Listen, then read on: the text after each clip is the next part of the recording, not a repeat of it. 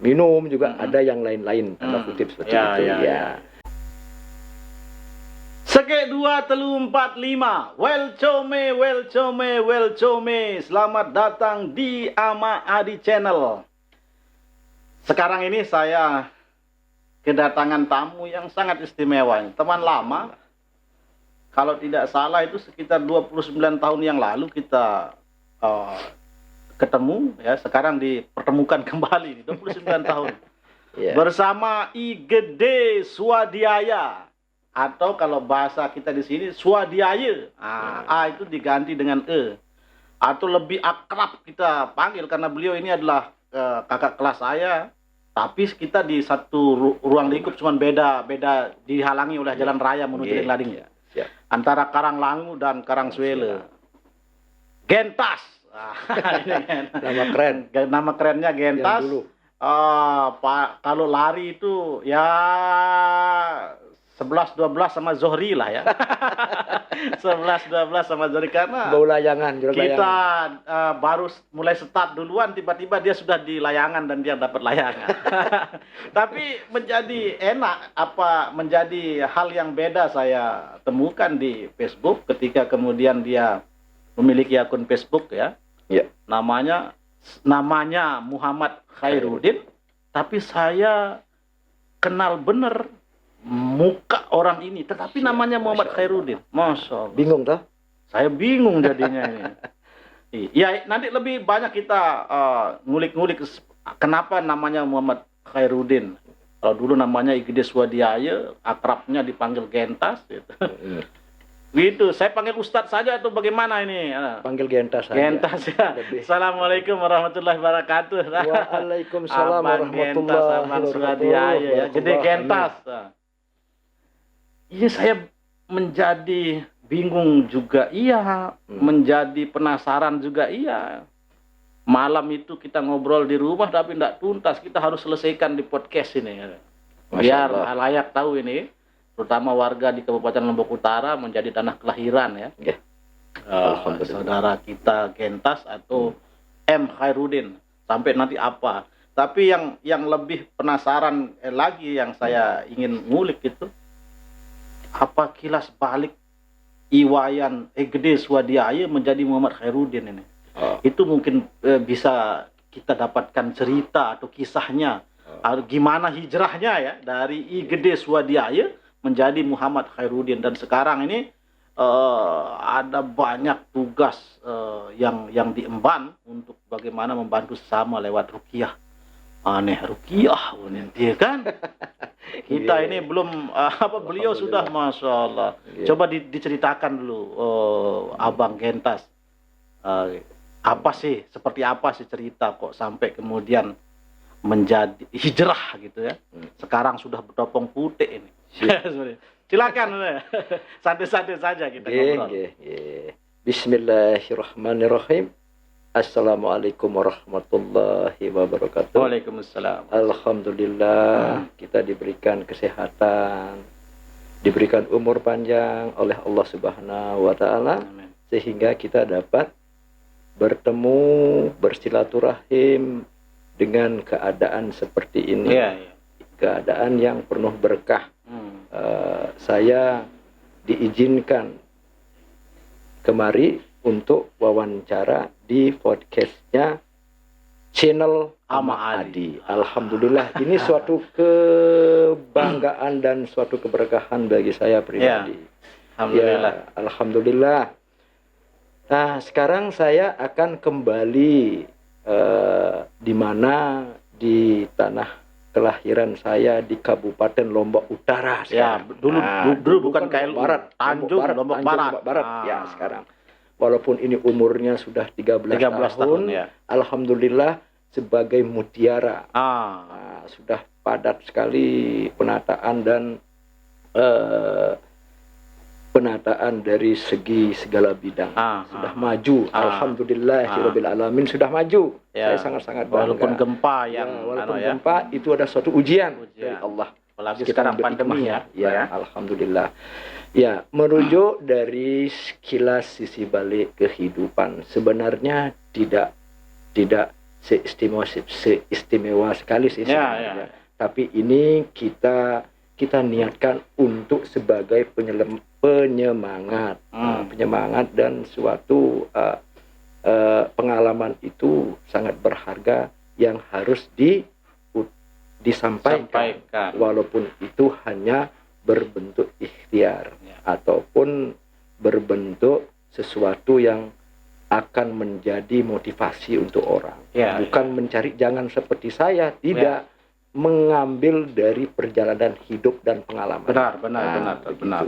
Nah, Bismillahirrahmanirrahim. Sekarang kita pelinggih bertanya tadi, kenapa sih dulu saya sudah bernama I Gede Swadiaya dan menjadi Muhammad Khairuddin. Nah, sekarang saya ceritakan asal muasalnya seperti itu dari pengalaman saya, pengalaman hidup saya yang dulu dan sekarang. Karena saya tekankan lagi, inti dari hijrah atau hidayah itu kita tidak akan tahu kapan dan di mana datangnya hijrah itu. Kapan dan di mana datangnya hijrah itu. Kita tidak tahu, manusia tidak tahu. Nah, itu hanya datang dari Allah yang memberikan suatu kejadian, memberikan suatu musibah menjadi tolak ukur untuk kita menjadi orang yang lebih baik. Nah, sekarang saya ceritakan seperti itu. Saya lahir dan besar di Kabupaten Lombok Utara. Dari SD, SMP sampai SMA, dan di kuliah pun di Mataram. Segitu ya. Makanya saya di Mataram kuliah apa itu? Itu istilahnya dulu tuh B4B. Saya ambil jurusan diploma dulu. Saya ambil jurusan bartender. Bartender. Kalau bartender ini kita lihat muter-muter itu yang meracik minuman, seperti itu. Karena yang saya katakan dari segi hobi sih sebenarnya saya suka minum seperti itu. Akhirnya dari hobi itulah terbesit saya bagaimana untuk dari hobi itu untuk menghasilkan uang lah sih, bisa dikatakan begitu. Hobi akhirnya, minum jadi bartender. Saya kira ini hobi minum untuk mencoba. Setelah itu saya cuma pakai diploma 1. Sudah lulus itu saya kembali ke Bali. Ke Bali. Tahun berapa itu? Itu sekitar tahun 98. Saya tamat SMA-nya tahun 96 di SMA Negeri Tanjung Mataram. Satu Tanjung. Satu Tanjung. Sorry. Nah, itu SMA Negeri 1 Tanjung. Ya, setelah itu saya hijrah ke Bali. Nah, kalau di Bali itu kan tunatana leluhur juga, tidak asing lagi karena kedua orang tua saya kan nini semua Papuk Balok kalau orang Sasaknya itu dari Bali. Akhirnya kembalilah ke tanah kelahiran kedua orang tua. Nah, kembali sudah tidak asing lagi sih. Nah, dari segi itu pertama kali saya masuk ke Bali itu kerja di salah satu hotel yang ada di Pulau Dewata. Itu lokasinya di daerah Kute. Kute Bali. Ya, di sana saya istilahnya mencari rezeki untuk saya sendiri sebenarnya waktu itu. Karena hobi begitu dah, makanya istilah. Di samping saya hobi dari minum juga ada yang lain-lain, tanda kutip seperti itu. Jangan diceritakan dulu sudah seperti itu nanti. Nah, kenapa saya mendapatkan atau seperti ini menjadi orang yang lebih baik, yang bermanfaat untuk umat? Nah, saya ceritakan intinya. Di saat saya beberapa tahun yang lalu, itu sudah lama, saya mendapatkan suatu teguran kalau bagi saya itu. Karena kenapa setiap kejadian itu adalah hikmah dan teguran dari Allah Subhanahu wa Ta'ala. Di saat itu saya mendapat undangan. Ada salah satu teman rekan saya undangan pernikahan. Nah, selesai undangan pernikahan itu adalah ada suatu rencana kumpul-kumpul dengan minum-minum. Acara bebas. Bebas. Nah, Oh, sebenarnya kalau di Bali itu artinya metuakan. Ya, Acara menggenjekan seperti itu. menggenjekan dan sebagainya ya. Ya, di saat itu mulainya dari jam 7 pagi Jam 7 pagi sampai jam 8. sampai jam 8 pagi, Sampai jam 8 malam. jam 8 Ya, malam. 7 karena pagi Sampai sampai jam 8 malam. Oh. Itu terus seperti Oh. itu minumnya. Wah, luar biasa. itu berapa Waduh, kalau Berapa itu berapa bukan Bukan botol berapa, lagi, iya. bak-bakan itu. Bak-bakan. Ya, itu Metuakan. dicampur dengan ya semua dan sudah sebagainya, masuk ya? sudah masuk. Semua masuk. Nah, setelah itu di hari itu pun saya juga ada tugas atau Kerja di salah satu hotel yang ada di Kuta. Mhm. Saya itu kerjanya jam 10 malam. Sip-sipan istilahnya Ya, seperti ya, dulu. ya, Sip-sipan itu jam 10 malam. Selesai itu saya berangkat jam 8 malam 8 dari malam. Kubu, dari Karangasem Kubu namanya. Karangasem Kubu. Ya, Dasaram Kubu itu, lalu saya berangkat. Sebenarnya saya kan dicegah. Karangasem Kubu sampai Kute berapa lama? Itu sekitar 80 kurang lebih kilo. 80 kilo? Ya, 80 Masa? kilo dari Tanjung Kail Mataram sampai Bayan ya Bayan lah. Seperti itu ya? Seperti itulah. Jarak tempuhnya kurang lebih. sampai Senaru lah ya. Ya, nah, setelah begitu, karena saya ingat kerja, teman-teman saya ngelarang, jangan, itu bahaya nanti. Ya saya bilang, Bismillah ini tugas saya sudah terbiasa seperti itu. Dengan kenapa bilang Jumawa. Bismillah ini? Ya, makanya saya sudah, kan enggak, belum saya cuma saya karena kebiasaan bilang Bismillah ya. Nah, tapi iya, kebiasaan bilang Astagfirullah, Bismillah itu kan dari kecil. Dari kecil, karena saya kan itu sudah tahu kan. Segala macam ya. Tinggi sudah tahu karena keluarga saya juga banyak yang Muslim itu di Karanglangu. Begitu. Jadi Bismillah, Astagfirullah, Alhamdulillah, itu sudah biasa ya. Asing saya dengar. Nah, itu. Nah, setelah itu saya berangkat. Saya berangkat dengan kondisi mabuk. Berat sudah. Nah, kalau sudah mabuk itu kan berarti tidak ingat apa-apa. Air naurnya berkata, seolah-olahnya super di sana kan? Iya. Super jadi, menjadi bawa motor lagi ya. Wah, Valentino Rossi sudah ya. Iya, itu gasnya itu kan kencang sekali ya. Dari motornya gas, apa waktu itu? Itu King itu, King itu dulu. Pokoknya menjadi raja jalanan lah pada saat itu. Kalau sudah ya. Nah, setelah itu jarak tempuh dari Kubu Karangasem Kubu itu dari saya sudah melakukan perjalanan itu sekitar sudah setengah jam sampai di suatu lokasi itu di daerah Kelungkung. Nah, dulu kita ke Denpasar itu belum ada bypass. Sekarang kan lewat. Sekarang kan enak sekarang sekali. Nah, kiri dulu kanan itu air. lewat dalam. Lewat dalam ya. Ya, lewat dalam itu pas masuk di daerah Kelungkung. Di daerah Kelungkung itu sudah di apa namanya itu di daerah dekat Unde yang dekat masjid itu apa namanya lupa saya. Oh, ada masjid sana. Ada masjid sana sebelum Pengkolan itu ada masjid itu di daerah Kelungkung itu kalau nggak salah.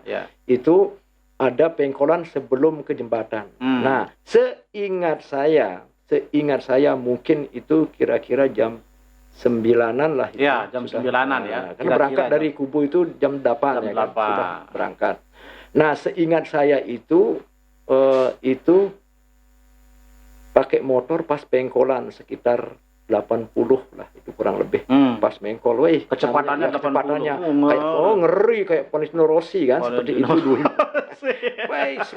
Sudah pakai King. Iya. Bukan. Iya, pakai King. Pakai terus ngebut 80. Ngepot lah nih ya. Iya, makanya paling istilahnya seperti kita punya jalanan raja seperti itu ya. Itulah keangkuhan seperti itu. Akhirnya saya ingat saya jatuh. Langsung klak tutup. Tidak ada saya ingat dan tidak ada apa-apa. Saya hanya ingat saya mengkol, jatuh. Itu aja. Ngeblank, tidak ada apa-apa. Nah, kenapa saya bisa sadar itu ketika saya mendengar adzan subuh. Adzan subuh. Ya. Oh, dekat masjid yang dekat, ada masjid ya sana. Ya, dekat ada masjid itu ya sekitar. Bagaimana sih kalau anaknya itu kan pakai mic corongnya itu kan terdengar di telinga saya itu. Nah, pas adzan masjid terus seketika saya sadar astagfirullahalazim. Lagi istighfar, Lagi istighfar ya? saya. Padahal belum. Ya, padahal Ya, belum karena- itu. karena Karena saya sudah sudah katakan tadi terbiasa, sudah ya. terbiasa. Dengar ucapkan. azan subuh, kebuka kita punya langsung penglihatan, ya, langsung istighfar. Astagfirullahaladzim. Pas saya sudah sadar bilang sudah seperti itu, saya lihat ke bawah, masya Allah, jurang. Langsung saya seketika, entah apa yang terjadi, kekuatan apa yang merangsukimu, saya tidak tahu.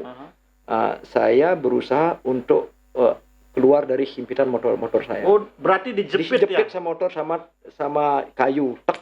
Di kayu langsung dijepit. Ya, sama motor. Masuk. Itu kira-kira 3 atau 4 meter, 5 meter, saya itu kurang lebih seperti itu.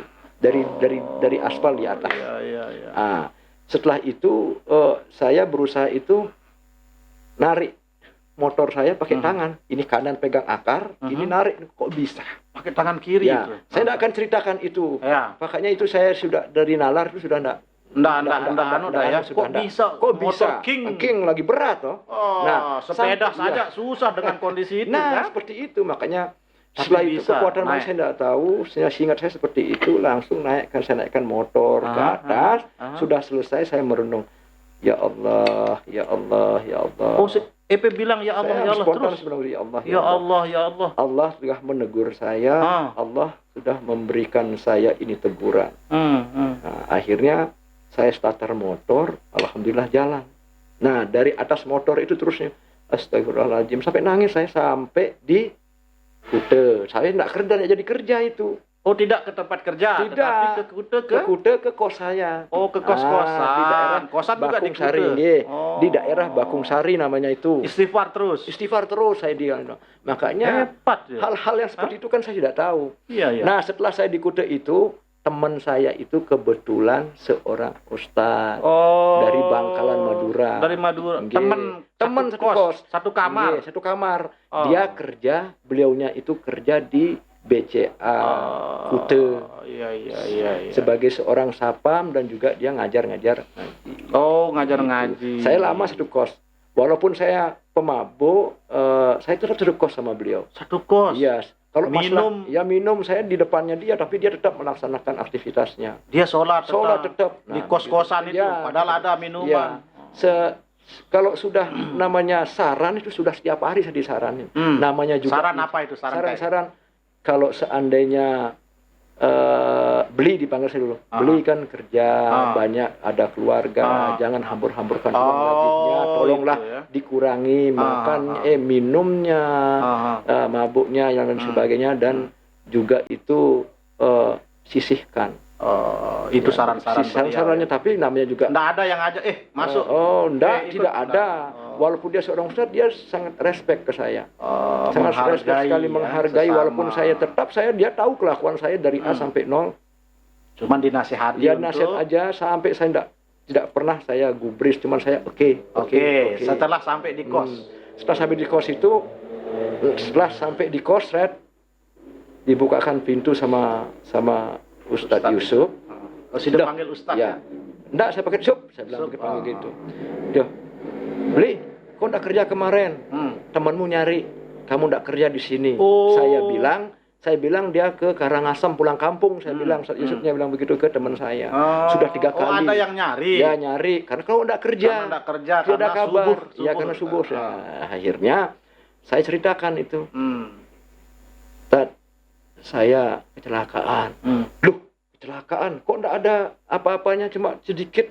Gores ya, aja. saya ceritakan apa yang saya alami. Akhirnya beliau berkata, itulah pelajaran, itulah ujian, itulah yang perlu kamu pahami di sana. Kenapa diberikan ini? Agar kamu bisa menata hatimu agar lebih baik dari ke depan. Nah, dari itu ya saya akhirnya saya menyadari itu. Bagaimana saya dulu bersama beliaunya, di saat beliaunya sholat, ya saya minum. Karena kenapa? Karena minum-minuman lah. Merek-merek itu. Bermerek itu di sana banyak. Dia beliaunya sholat 5 waktu. Saya ingat waktu itu pas waktu sholat maghrib. Saya minum di depannya. Mereka welcome. Dan welcome, saya bilang, Allahu Akbar. Di sana saya merasakan ada getar-getaran itu dulu. Tapi saya namanya juga ada aura negatif yang ada dalam tubuh kan enggak respect begitu. Akhirnya beliau begini, inilah ujian. Masih diberikan kesempatan beli untuk bertobat. Nah, begitu saya langsung diam, langsung saya berikan, ajarkan saya, Ustaz, bimbing saya, bimbing saya Pak Ustaz, bimbing saya. Oh, minta dia langsung teman itu satu bimbing saya. Saya katakan, saya ingin masuk agama Islam. Nah, apa yang beliau katakan? Tidak semudah itu saya mengislamkan seseorang. Karena kenapa? Tanggung jawab saya kepada Allah sangat berat. Mengislamkan orang itu gampang. Tapi tanggung jawab saya kepada Allah bagaimana? Gini caranya. Kenali dulu Islam itu apa. Baca-baca. Nah, itu saya sekali baca caranya sholat, caranya apa. Itu masih bujangan loh saya ini. Masih bujangan. Saya diajarkan itu. Akhirnya saya bisa menata hati saya. Tapi masih saya lakukan itu. Kerja mabuk masih. Tapi tidak separah yang ke belakangnya. Sudah mengurangi ya, mabuk. mengurangi. Tapi tetap mabuk. Tetap mabuk. Itu biasa. Akhirnya terus dikasih. Istilahnya alhamdulillah itu sudah menjadi cobaan bagi saya bagaimana proses dari untuk mencapai hidayah. Itu melalui proses, bukan secepat kilat. Saya proses ya. Proses lama. Alhamdulillah sudah berproses lama itu. Saya nikah gitu. Menikah. Ya, saya kenal sama seseorang yang telah menjadi istri saya sekarang, walaupun saya dulu agak masih gitu-gitu. Oh, berarti kenal, tapi nantilah kita anukan masalah istri ya. Kita fokus pada belajar, prosesnya lama sampai kemudian sehingga saya memahami dan terus saya syahadat di sana. Setelah saya betul-betul dengan niat karena Allah ingin memperbaiki diri saya agar saya lebih baik dari sebelumnya. Karena menjadi orang baik itu susah. Menjadi lebih baik. Ya, begitu aja. Lebih baik dari yang pernah yang kita alami. Kalau baik sekali memang susah. Makanya itu melalui proses yang seperti itu. Makanya di sanalah saya sudah diganti. Ini sebenarnya yang ngasih nama ini kan mertua saya, Muhammad Khairuddin. Ya, berarti menikah atau sebelum menikah? Sebelum menikah itu. Berarti calon mertua yang kasih nama. Calon EP mertua. Pergi mualafnya ke yang mengislamkan? Yang mengislamkan ya mertua saya. Calon mertua. Calon mertua. Nah, di mana? Di Lombok Timur itu. Nah, makanya itu setelah saya syahadat, sudah saya syahadat begitu, baru nama saya Muhammad Khairuddin. Itu belum mengenal fase-fase yang namanya pengobatan. Nah, Muhammad Khairuddin. Nah, akhirnya menikahlah kita. Pergi ke Lombok Timur. Di sana diislamkan. Seperti itu. Keluarga bagaimana? Mengetahui enggak? Kalau itu kan sudah jelas ada perdebatan, ada. Enggak, maksud saya adalah menyampaikan kepada orang tua saya mau masuk. Betul. Saya tidak menyampaikan apa-apa. Oh, tidak. Tidak menyampaikan. Berarti langsung pergi ke Lombok Timur. Pergi ke Lombok Timur. Makanya dari keluarga dulu kan protes itu. Sudah tahu masuk Islam, baru kemudian mereka mengetahui atau EP yang kasih tahu. Saya kasih tahu. Kalau saya dari awal saya bilang saya ingin seperti itu. Pasti kan, dikasih. Ya, makanya saya apa yang saya menjadi niat saya jalani. Karena ini adalah ujian. Pasti akan ada perdebatan di sana. Ya, saya bismillah, saya langsung diislamkan. Nah, setelah itu nantilah kita bagaimana itu kelanjutannya. Akhirnya bismillah. Ya, masuk gitu. Muslim. Ya. Pada tahun waktu itu tahun 99. 98 dulu sekolah, 99 masuk Muslim. 2009. Oh, 2009 ya. 2009 terus tanggapan keluarga. Wah, sudah ribut dah itu. Dari niniknya yang dari ibu, niniknya yang dari bapak. Ya, itu kan sampai teman-teman kerja. Sampai teman-teman kerja ya ada sih seperti itu, tapi yang saya tidak akan sebagai sampaikan itu sebagai pelecut bahwa saya ingin sungguh-sungguh di sana karena Allah. Sudah kalau kita, makanya yang saya katakan tadi, menjadi seorang muslim itu gampang.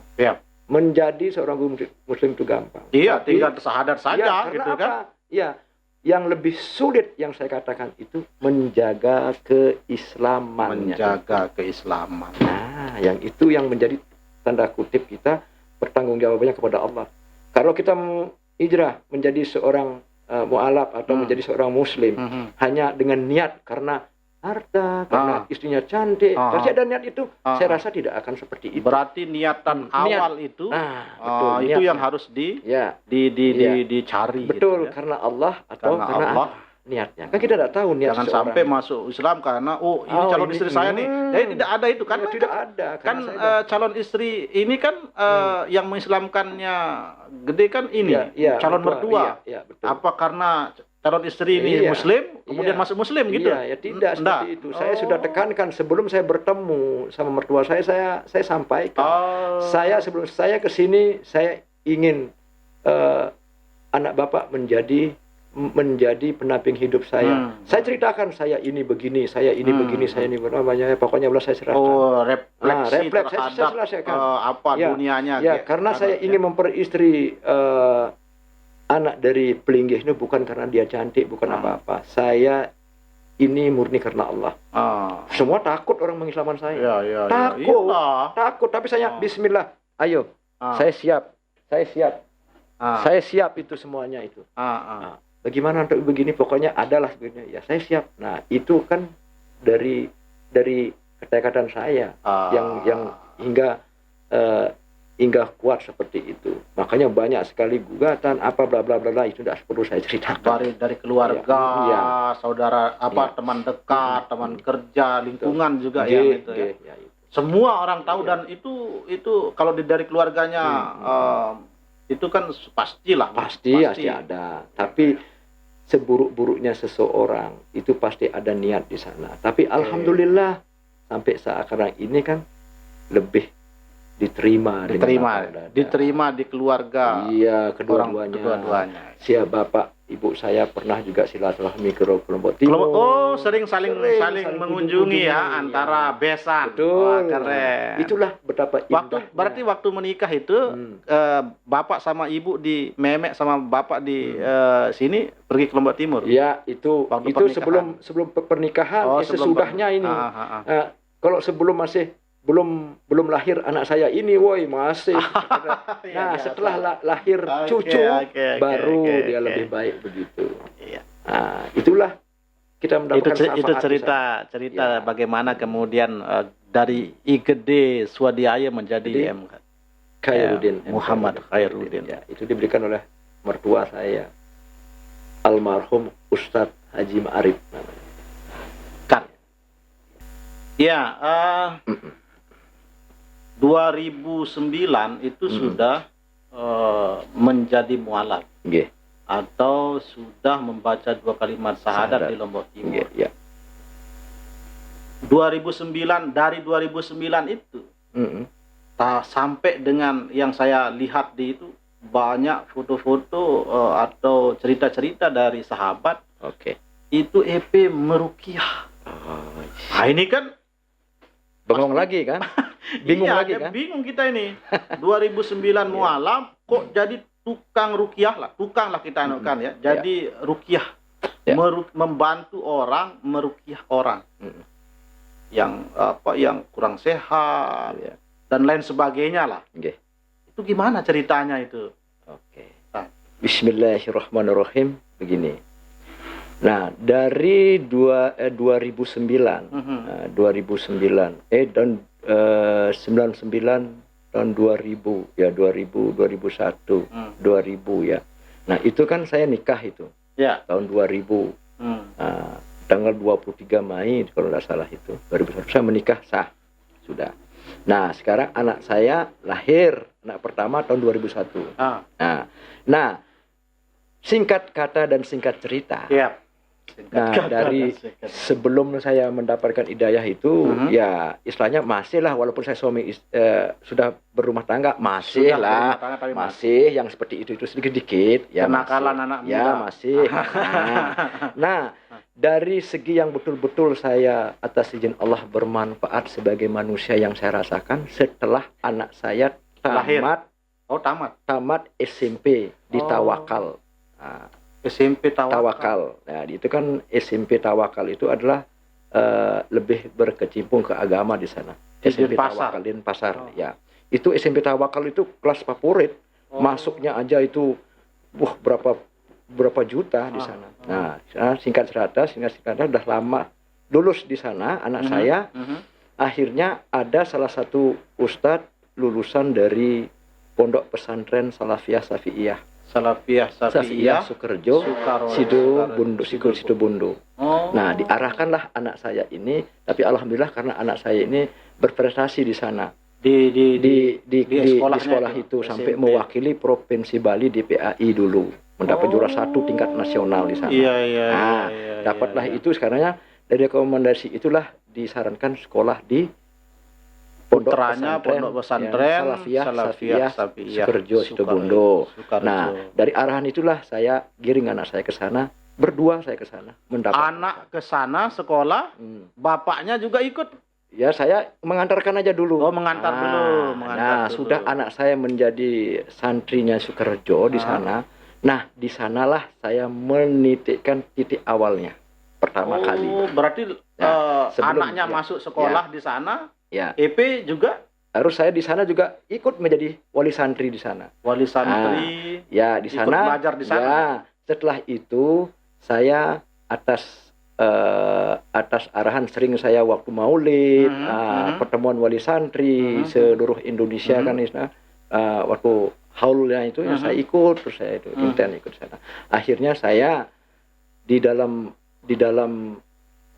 wali santri itu ada saya ketemu yang sering sekali saya dalam perjalanan di sana ketemulah sama alumni Sukerjo. Ada ketemu wali santri juga dari satu itu.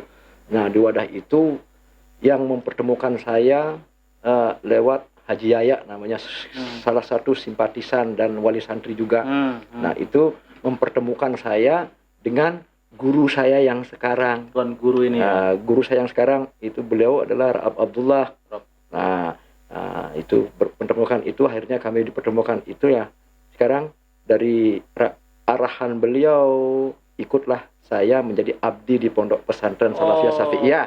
Putranya sekolah. Ya, saya menjadi abdi di Pondok Pesantren itu diikut ke namanya itu tidak organisasi sih, namanya Askar Hafaz namanya. Askar Hafaz. Organisasi? Ya, tidak organisasi, apa? Itu adalah organisasi lahir dari Kiai apa namanya tuh? Organisasi itu lahir dari Kiai Farwaid almarhum di sana. Makanya itu artinya dari Askar Hafaz itu adalah pasukan Kiai Laskar. Ya, pasukan Kiai Farwaid Ashad namanya, dimakan Askar Hafaz gitu. Iya. Di Salafiyah. Nah, saya menjadi anggota itu, akhirnya tugas saya di sini untuk dengan rekan-rekan untuk bersama mengawal murhobi. Pengawalan. Ya, pengawalan tuan guru lah ya, kemana tuan guru. Kemana kami mengawal di sana. Di sanalah titiknya dulu. Sebelum saya mengenal ruqyah, saya dibina di sana di Pondok Pesantren Salafiyah itu. Ya, setelah itu saya dibina selama anak saya mondok itu selama 3 tahun, mengenal beliau-beliau, mengenal guru-guru juga saya di pondok itu. Akhirnya saya ikut ke majelis waktu itu di Kanjunazah, membaca Rabiul Hadad dengan simpatisan dan wali santri ataupun para alumni pondok pesantren. Saya ikut di sana di wadah itu. Nah, saya berarti menggalinya di sana ya. Kenallah di sana di apa namanya itu, di majelis itu, majelis Kanjunazah Rabiul Hadad. Kenallah para ustadz alumni yang sangat-sangat yang saya kagumi dan saya betul-betul apresiasi. Kenal Ustadz Yono, semua yang di sana juga itu semua kenal. Akhirnya Ustadz Yono ini mengarahkan saya yang sebelumnya kenal dengan guru saya Abdullah. Nah, ya setelah itu sudah dikenalkan di sana. Beliau mendidik saya dari hal yang tidak pernah sholat, langsung tidak dikasih, kamu harus sholat, tidak, cuma dikasih teka-teki di sana, teka-teki harus begini ya. Cuman seorang guru itu hanya memberikan kita bahan saja, tinggal kita mengolah bagaimana. Ya, jadi dia hanya memberikan apalah namanya itu ya, tetapi kitalah yang kemudian mencari. Gitu, ya. Setelah itu kenal sampai tahun bertahun kenal lah, sampai dikenalkan sama Murabi Kiai Ahmad Azaim Ibrahimi, seperti itu sudah kenal. Akhirnya saya juga ikut beliaunya pengajiannya, sampai alhamdulillah saya diberikan amanah juga menjadi terapisnya beliau. Jika pada mana capek saya terapisnya pijat. Ya, seperti itu. Akhirnya terus seperti itu saya abdikan hidup saya di Pondok Pesantren Salafiyah Syafi'iyah Sukorejo. Nah, setelah itu sudah sekian lama lah, ya itu tahun 2006, tahun 2016, nah itu 2017, 2017 ya saya ikut ruqyah seperti itu, pelatihan ruqyah di sana, ya seperti itu, tahun 2012, tahun 2017 sampai sekarang, begitu. Nah, seperti itu yang saya katakan, perjalanan itu panjang untuk diproses. Nah, saya istilahnya ikut jadi praktisi ruqyah ini dari tahun 2017. Begitu. Nah, sebelum saya ikut ini saya dulu ke guru saya ingin begini, saya ingin begini, ya, akhirnya itu ada teman saya namanya Ustadz Anjas. Nah, itu teman seperjuangan saya di sana. Sampai juga menjadi anggota Askar Hafaz di sana. Sampai dengan hari ini. Iya, sampai dengan hari ini. Begitu ceritanya. Ruqyah ini ya belajarnya di sana ya. Ya. Setelah mengetahui ternyata memang ada juga di Lombok ini kalau di Silat satu perguruan lah. Ya. Apa namanya itu? Ruqyah. Ruqyah itu. Ya, sekarang gini, ruqyah itu kan banyak sekali ruqyah. Nah, tapi yang membedakan ruqyah itu kan saya akan jelaskan, ruqyah itu menggunakan ayat suci Al-Quran. Iya, menggunakan seperti itu sama. Siapapun peruqyah jika melafazkan dengan ayat suci Al-Quran. Tapi yang menjadi pembeda di sini adalah sanad keilmuan. Nah, kita boleh berguru. Peruqyah sama berguru kemana saja boleh berguru. Tapi harus kita bisa memanage diri kita. Guru kita itu keilmuannya nyambung ke Rasulullah. Seperti itu. Ya kan begitu. Ya sanad keilmuan. Nah, itu yang menjadi pembeda. Seperti itu. Nah, karena yang ruqyah yang saya pelajari ini adalah ruqyah yang alhamdulillah sanadnya nyambung ke Rasulullah. Nah, saya ikut itu pelatihan itu, saya ikut itu. Nah, begitu. Sudah belajar ruqyah. Lalu saya lagi lihat di Facebook, Ustaz sering kesana kemari, tidak hanya di Pulau Lombok, tetapi di luar Pulau Lombok, di Denpasar juga, di Jawa juga. Itu selalu. Apalagi Lombok ini sekalian silaturahmi dengan orang tua, teman-teman di sini, itu sering saya lihat itu. Itu memang jadi apa ya, keinginannya atau tugaskah atau memang seperti apa sih? Ya, begini. Saya katakan itu menjadi seorang peruqyah karena Allah. Menjadi seorang, saya katakan sebagai pribadi, menjadi seorang peruqyah itu bukan suatu pekerjaan bagi saya. Bukan sebagai mata pencarian bagi saya. Menjadi seorang peruqyah ini amanah dari Allah yang kita berdakwah. Ini ingat ya, saya katakan ruqyah itu adalah dakwah, bukan pengobatan loh ya. Dakwah yang meyakini Al-Quran adalah sifat sebagai obat yang pertama dan utama bagi makhluk Allah yang sakit. Nah, makhluk Allah yang bagaimana ini? Makhluk Allah semua kalangan. Ya, walaupun dia non muslim boleh bisa di. Nah, itu juga yang menjadi kebingungan. Ada sedapat cerita bahwa Muhammad Khairuddin juga meruqyah yang beda agama, menggunakan Al-Quran juga sebagai anunya itu gimana itu nyambung? Kadang orang bilang masa sih nyambung? Itu yang gimana itu? di ru'yah itu untuk sudah saya katakan makhluk Allah yang bagaimana semua, walaupun non muslim juga bisa kita arahkan. Kita istilahnya bisa berkomunikasi dulu sama yang di ru'yah. Yakin enggak dia?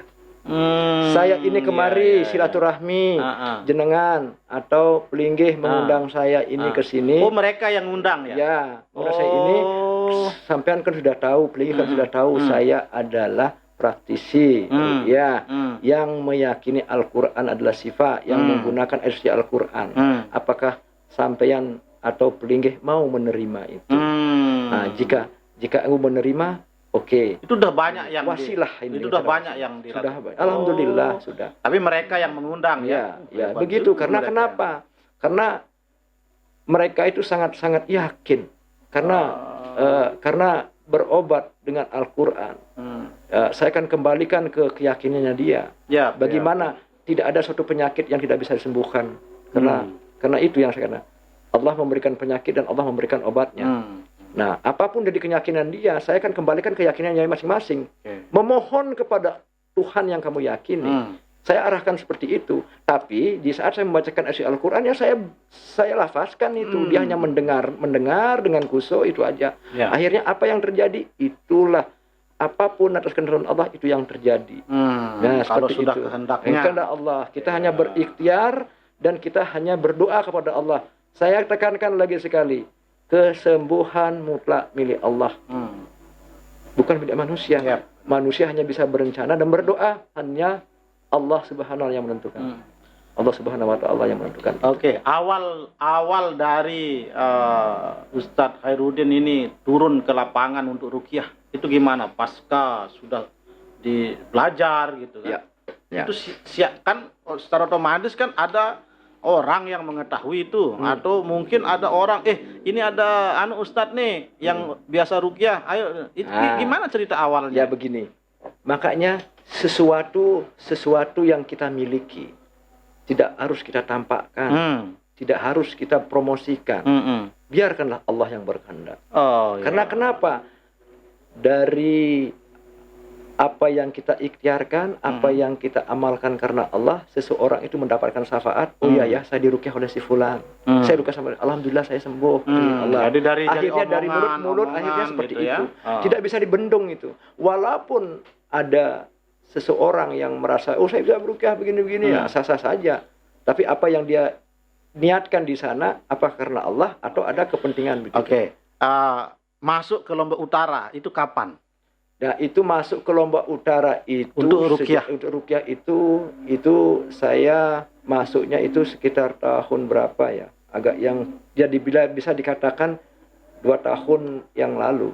Siapa yang pertama yang tiba-tiba? Oke. Gitu. Yang pertama itu yang saya ruqyah di Lombok Utara itu adalah beliau adalah seseorang yang ada power tokoh lah di daerah LU dulu ya. Nah, itu beliaunya mempunyai dari mana seperti itu. Dari mana dia tahu? Nah, karena itu yang tahu itu adalah dulu itu adalah atas rekomendasi sahabat saya. Tahu sahabat saya itu, pelinggih tahu Umbu. Nah, dari Umbu itu awalnya dari Umbu. Dari Umbu yang merekomendasikan ke si fulan. Ini saya punya teman nih. Ya, alhamdulillah sudah atasin Allah sudah merasa baik dari sebelumnya. Lagi dari sana terus gitu. Daerah Bayan pertama, Bayan. Terus jadi masuknya pertama ke wilayah Bayan. Ya. Akhirnya dari rekomendasi dari dari sahabat saya Umbu. Nah, sudah selang berapa tahun lagi ada di daerah kelahiran saya. Akhirnya sampai sekarang rame. Rame terus ya. Jadi bisa sebulan itu 2-3 kali datang ke Lombok. Ya, alhamdulillah seperti itu. Karena ini adalah amanah bagi saya. Yaitu walaupun di daerah di luar Bali, Lombok, Jawa itu juga kan atas rekomendasi dari hasil dari atasin Allah mereka lebih baik. Akhirnya dari si fulan. Apa yang didapat, Pak? Kan saya dapatkan informasi ndak ada bayaran, ndak mau terima bayaran itu. Dapat apa terus kan? Orang-orang pasti bilang, ndak mungkin.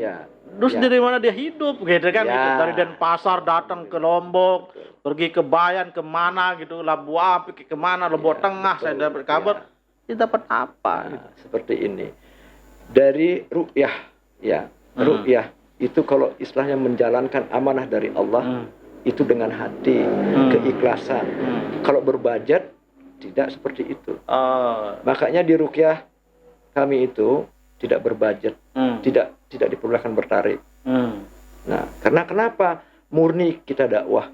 Jika dikasih amal jariah seperti itu dikasihkan, kita terima. Jika tidak, tidak masalah. Menjadi tabungan kita di akhirat nanti. Nah, kan ada orang, ayo datang nanti saya bayarin pesawat nanti. Seperti begitu. Sekarang kita kembalikan itu. Banyak sih yang nelpon saya. Berapa maharnya Pak Ustaz? Gini. Nah, itu ujian bagi saya. Jika saya tidak amanahkan prinsip-prinsip di ru'yah itu, ya saya akan katakan 5 juta bayar.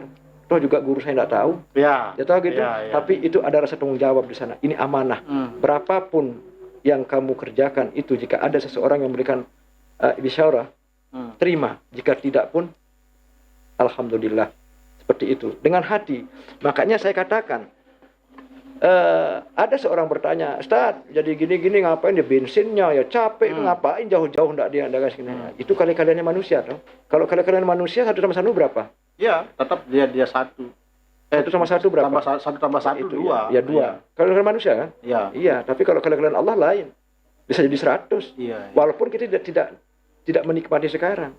Nah, itulah inti berhikmat dengan hati dan berhikmat dengan ada niat yang lain, itu baik pembeda. Sulit saya menjabarkan itu karena sulit saya jelaskan kepada seseorang. Iya, karena saya dengar juga, ayo Ustaz nanti berapa tiket pesawatnya gitu. Tapi saya tolak itu. jalan. Saya melakukan dakwah dengan ru'yah. Saya dengan uang pribadi saya. Istri saya ngasih saya uang. Nah, saya katakan ini, insya Allah dengan niat seperti ini, dengan uang saya pribadi, Allah akan mengganti. Entah datang dari mana. Bismillah, ada aja. Tidak ada merasa kekurangan di sana. Nikmat rasanya. Dari EP Mualaf, ini kan tentunya banyak tantangan yang dihadapi dalam kehidupan. Ini namanya kita aja yang pasti banyak ujian-ujiannya.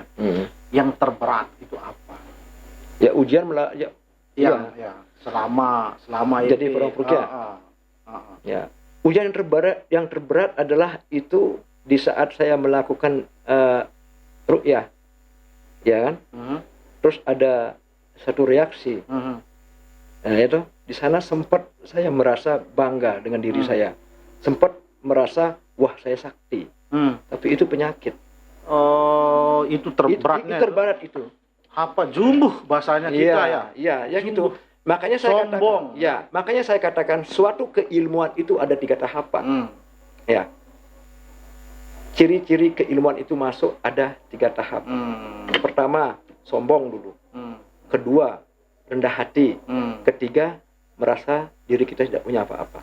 Nah, suatu keilmuan itu masuk ke robitohnya ke setiap manusia itu. Entah dia sebagai pemusik, entah dia sebagai atlet, entah dia sebagai peruqyah atau apa dan sebagainya, pasti dia sombong dulu. Nah, sekarang titik nadirnya dari ketiga tahapan itu banyak sekali manusia yang tidak bisa keluar dari lingkaran yang pertama, kesombongannya itu. Jika dia terus sombong, akhirnya dia jauh dari Allah. Berarti pada saat EP meruqyah, tiba-tiba ada reaksi. Wah, EP bilang, wah saya sakti. Nah, padahal itu robitoh sebenarnya, itu dari kehendak Allah. Makanya sebagai manusia itu terkadang dia mengklaim dirinya atas ucapannya. Nah, itu hati-hati di sini. Berarti kita tidak boleh. Apalagi dia pas menyembuhkan seseorang, masalah bangga, dia akhirnya hilang kitohnya. Itu yang terberat ya? Itu yang terberat. Oh, berarti selama ini ya itulah ya. Yang kita memang terberatnya itu adalah kesombongan. Memang melawan diri sendiri. Ya, memang saya juga sempat seperti itu. Karena saya sudah pasti akan saya alami itu. Akhirnya saya sudah meruqyah ini, saya upload, stres. Nah, ukurannya mengupload itu sah-sah saja. Tapi saya belum pantas untuk mengupload kemana-mana karena saya masih kurang dalam. Ya, memang kalau di Facebooknya memang tidak seperti Ya, itu ya. Cuman saya tidak. ada cerita-cerita Cerita-cerita teman-teman aja, ya. kan biasanya, apalagi dengan teknologi sekarang, Iya. lihat orang berukiah langsung difoto, Iya. dimanakan segala Ya, macam. itu sah-sah saja, tidak apa masalah. Karena saya masih belum mampu akan memanage diri saya, akan menimbulkan menjadi ujub saya dan ria saya. Ya, Tapi saya akan bataskan kirim ke grup-grup, Ya, di ya, story ya, aja, kan ya. tidak sekilas, tidak langsung ke publik. Oh. Saya mempunyai blog pribadi, itu pun blog pribadi itu ada seseorang aja yang berteman saya undang di sana. Begitu. Iya. Saya banyak yang menyarankan saya untuk buat YouTube seperti itu.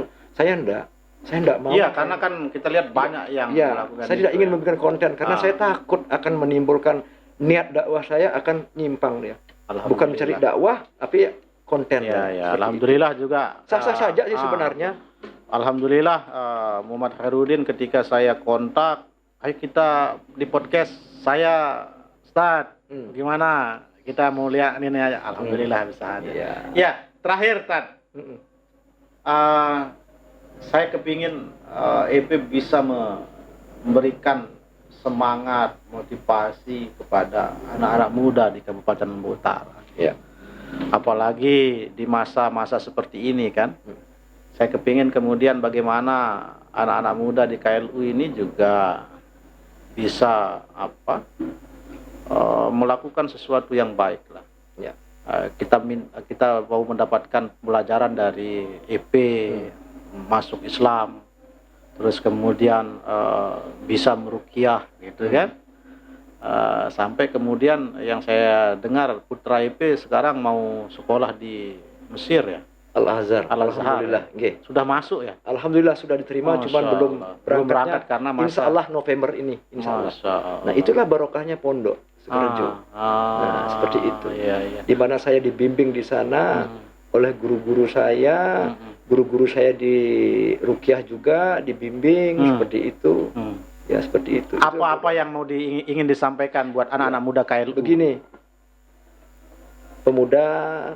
pemudi KLU, saya juga bagian dari juga di sini juga bagian dari pemuda KLU juga. Ya. Saya harapkan seseorang muslim milenial dalam sekarang ini hati-hati, gampang sekali terprovokasi, terintimidasi dengan paham-paham yang tidak sejalan dengan keaswajaan.